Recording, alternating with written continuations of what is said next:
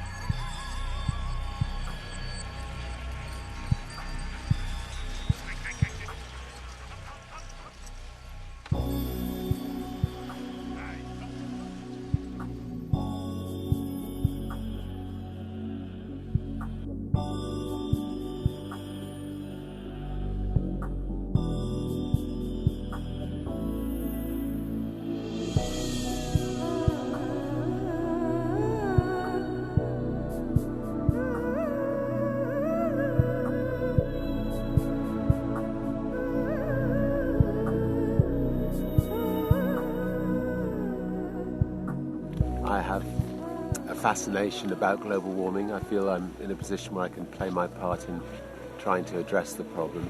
I have a responsibility for it. I have an airline. And I know that the Arctic is the first thing that's likely to suffer. It's important, I think, to come up and see it for oneself. Most people's children will not see the Arctic. I think it's likely to be a thing of the past in the next 20 or 30 years, unless we can move very quickly to save it. We're all set here to get going. We're all prepared. We have 10 people on our team. We've got 50 dogs, 4 dog teams, and all set to head over the mountains out here in the distance, and great adventure here for the next couple of weeks.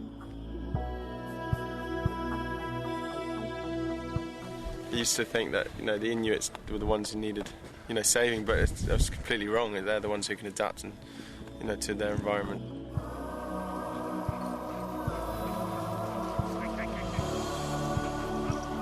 Opportunities arise and through my father, which is great. But it's what you do with those opportunities that makes you who you are.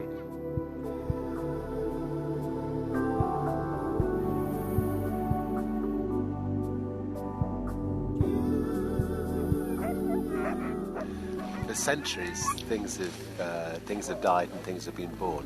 But what's happened in the last 50 years is that we've seen a rapid warming of the Earth, unlike anything that mankind has ever seen before, or the Earth has ever seen before.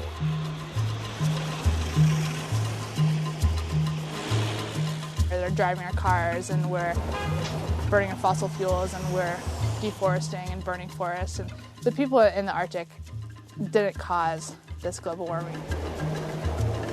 We understand now that those things are the cause of some of the pollution being emitted and causing the climate change. Your culture tends to be very competitive, corporate, money-oriented. I'm Inuk, and also I know the white man way. They're the ones who will make that change, if they do make that change.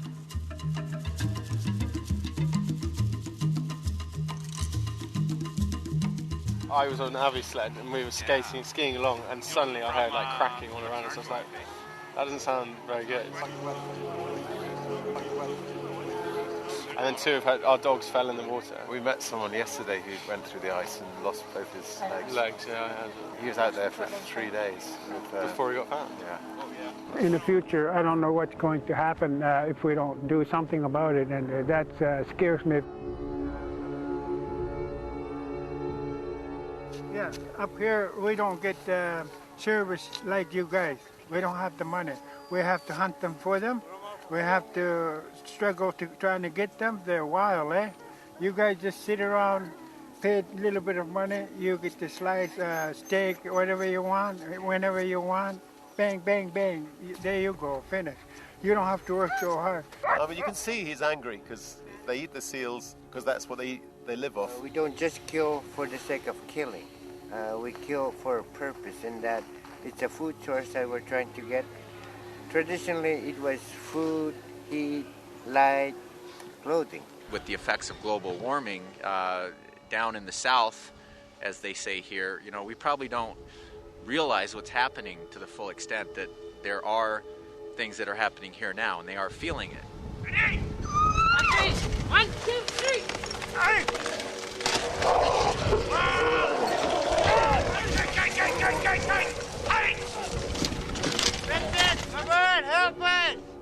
I've traveled the Arctic and the polar regions for over 40 years. That's most of my life. And when I first came to this region when I was a teenager, I thought the land of the ice and snow was eternal. Never in my wildest dreams would I ever think that this land would totally change.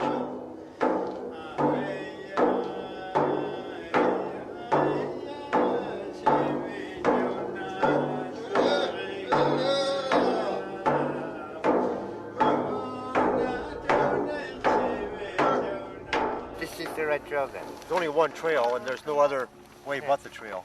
Yeah. All right, yeah, I'm gonna have to tie off.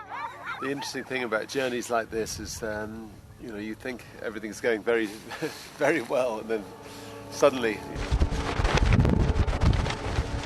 The wind's going about 80 to 70 some miles an hour. Hopefully, in the next little while, it'll peak and start slowing down.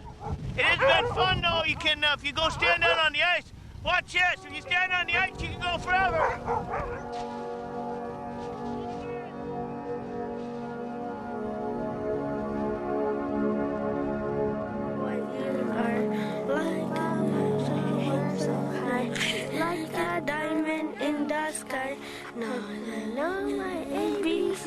We arrived in Clyde about 10 days ago, and most of the Inuit in Canada live in communities like that. There are schools. The three guys, Inuit guys that are traveling with us, this is their home. We've brought somebody up as a special treat to thank you for being so kind to us. She's come all the way from down south, but as she will tell you, her story began up in Alaska in very similar conditions to the ones that you live in. I've heard your anguish. You know I've heard all of your hearts cry out. And I know that you're tired. I know that you're weary, but do not let me hear that you are worn out. Oh, set down your chains till only faith remains. Set down your chains.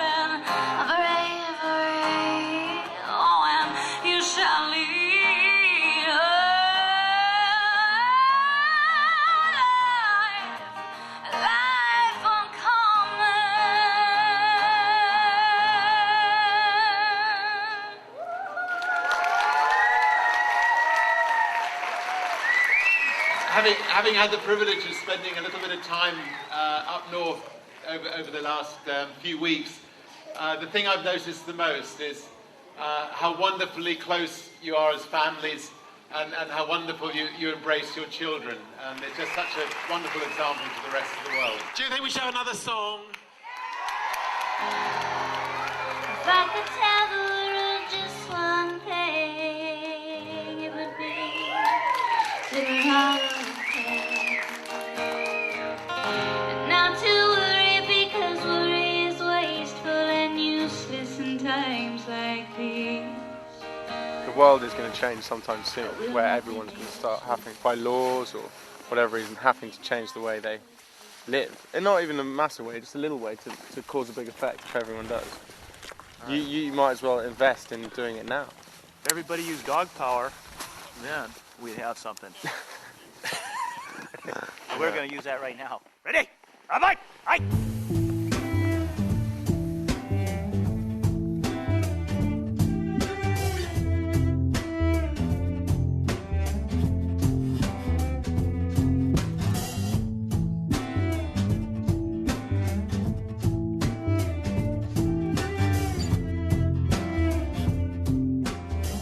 Some part of it is still good, some part of it is not so good. Yeah.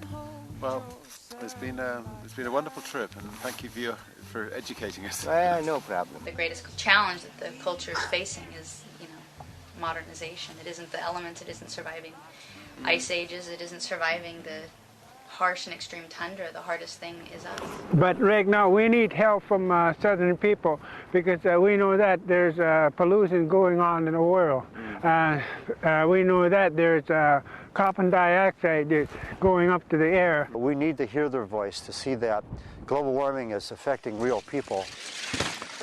Over the last 5,000 years, they've been able to survive and flourish up here because they're adaptable. But a lot of what people are telling me, but will the people of the South be able to adapt?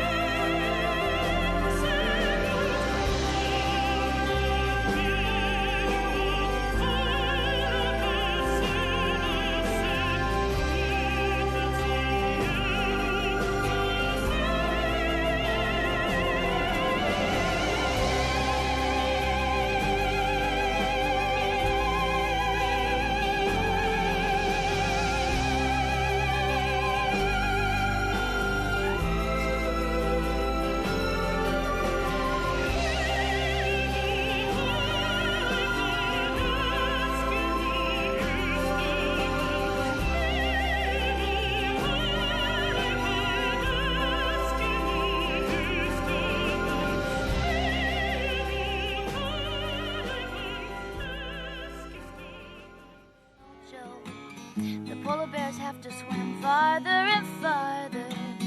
Everything, well, it's getting harder and harder for the Inuit people. That's why, oh, we gotta all add it up.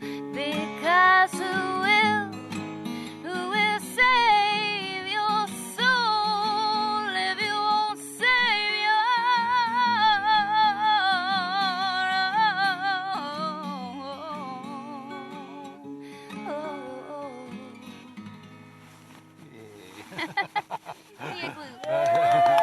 Unplugged.